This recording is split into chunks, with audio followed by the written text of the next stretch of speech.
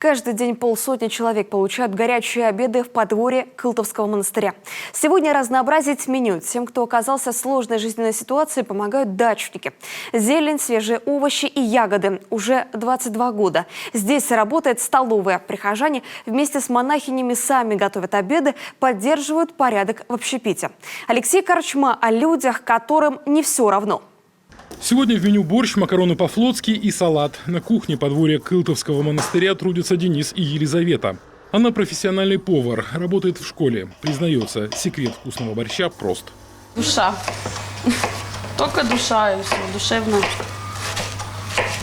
Все, никаких больше ингредиентов таких прям суперских нету, чтобы приготовить вкусный борщ. С 10 до 13 им нужно успеть приготовить обед на 50 человек. Стряпают из тех продуктов, которые приносят прихожане. Но стараются разнообразить меню. Гороховый суп, щи, борщ,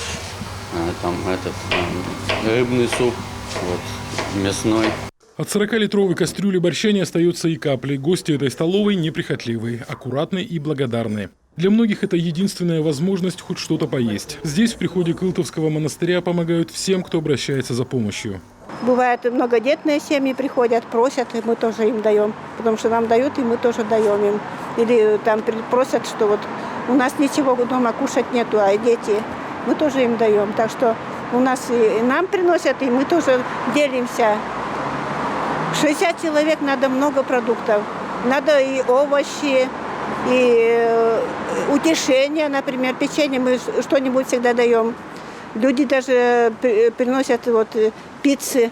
Благотворительная столовая – это не просто общепит, это место, где многим реально помогают. Так в самом Кылтовском монастыре есть реабилитационный центр. И люди, которые поначалу приходили за бесплатными обедами, начинают здесь новую жизнь. Бывает такое, выгнали из дома, остался без жилья, сгорел дом, что-то еще. И люди приходят, которые сюда есть, все, они в такой ситуации. И если они хотят изменить свою жизнь, мы их приглашаем в монастырь, они к нам приезжают, у нас живут, питаются, работают, осваивают новые профессии и обратно возвращаются в жизнь.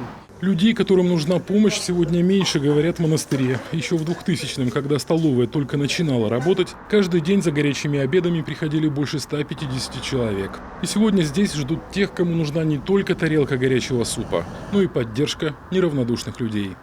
Алексей Корчма, Виктория Палкина, Иван Богомолов, Артем Соколов, телеканал Юрган.